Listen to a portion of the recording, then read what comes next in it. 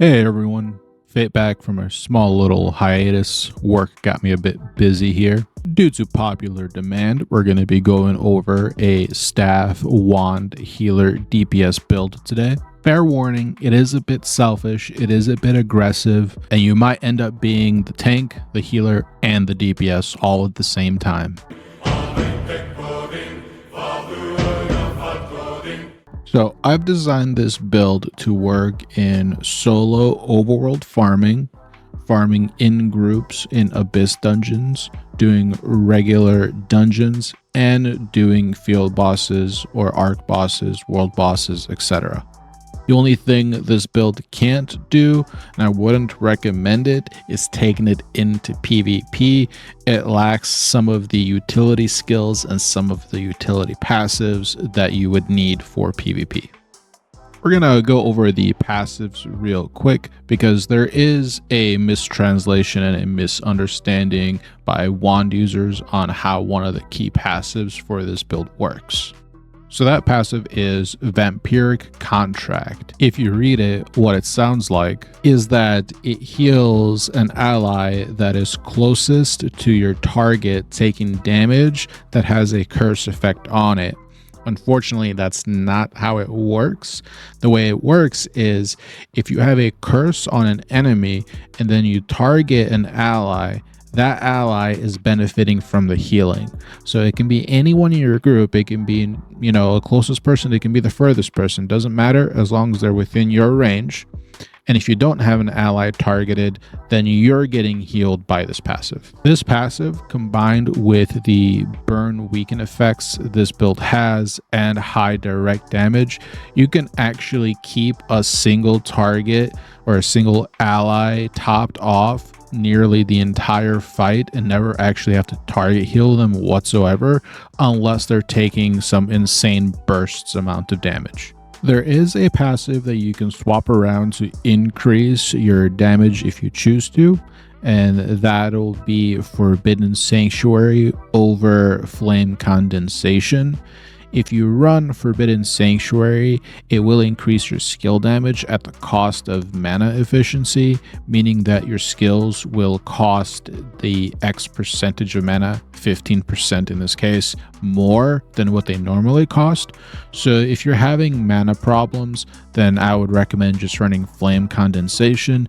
It is not a bad alternative. You're running a lot of the fire skills. You'll do more dot damage via the burns, which will proc that Vampiric Contract, and it will heal more. So depending on your mana situation, you can swap between those two passives. Real quick on screen, I'm going to show the specializations for both staff and wand.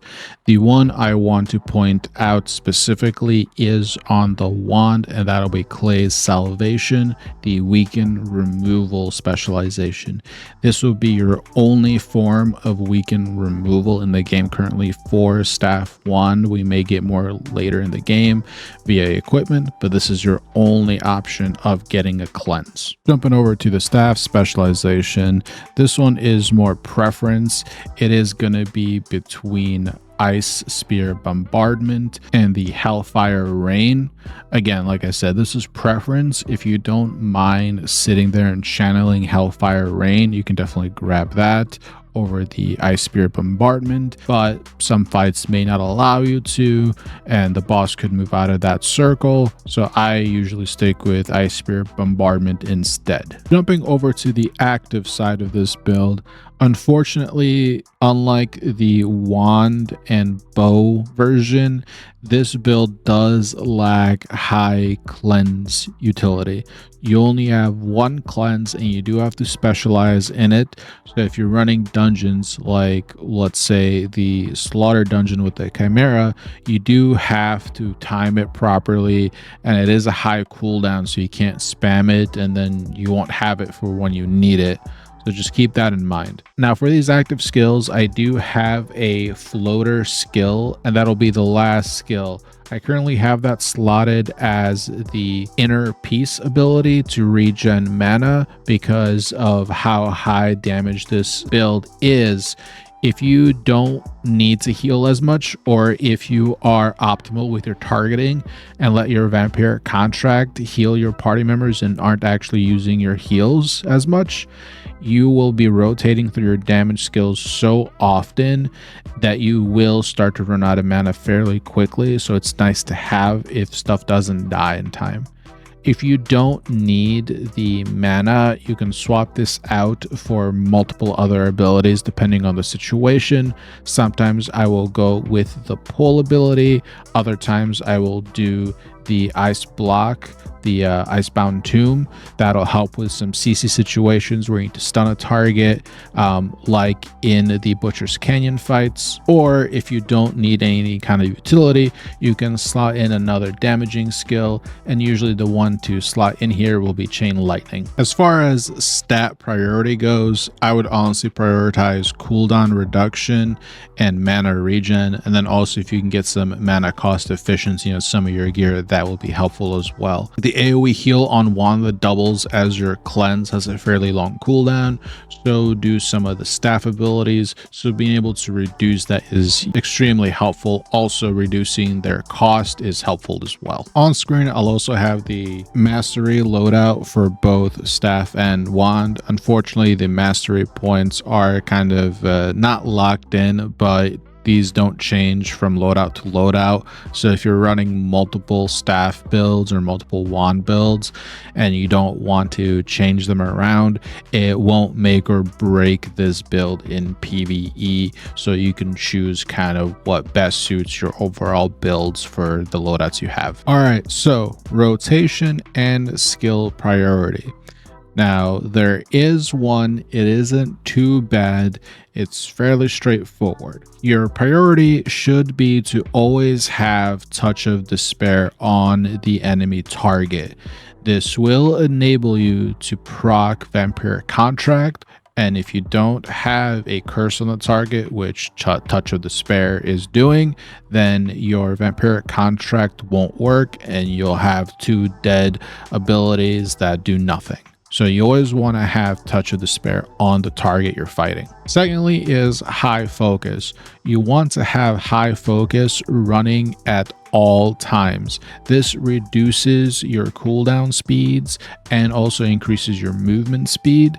So you want to have this up as soon as it's off cooldown. That way it'll continue to reduce the cooldowns of all your offensive and your healing abilities as well. This will also tie in with what I said earlier about getting cooldown reduction, because the more cooldown reduction you can get, the lower cooldown high focus will become, and the more often you'll have it available. Going into your DPS rotation, it's fairly straightforward. You always want to lead off with focused fire bombs. That is the channeled big hit that the spec runs. Then you want to go into Inferno Wave, followed by Fireball Barrage. And then you can do your other abilities. You can do Judgment Lightning, or you can do Ice Spear Bombardment. Either one, the order on that doesn't necessarily matter. The reason why you want to do those three fire abilities in that order is focused fire bombs will ignite the enemy, burning them, and they will give you a certain amount of stacks of burn. And then Inferno Wave will give you additional stacks of burn. At the end, when you do Fireball Barrage, it'll increase how many fireballs are thrown at the enemy depending on how many burns are on the enemy. So you always want to be at maximum amount of burn stacks before you do Fireball Barrage. So that's why you always start with Focused Fire Bombs into Inferno Wave into Fireball Barrage. Judgment Lightning does have a small interaction with burning targets, being able to proc a second hit per stack of burning on the target. If you're just doing your daily contracts, or you're doing the events and you're grouping stuff up and AoEing things down, honestly, focused fire bombs will clear about anything out for you. And like I said, you can always run Chain Lightning if you need the extra assistance. But for me, most of the time, one focused firebomb will clear out anything I pull. And there you have it.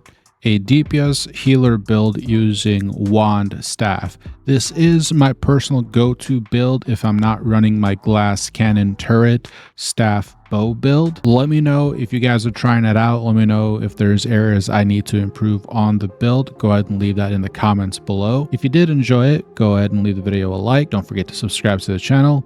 And as always, this was Fate. Have a great day.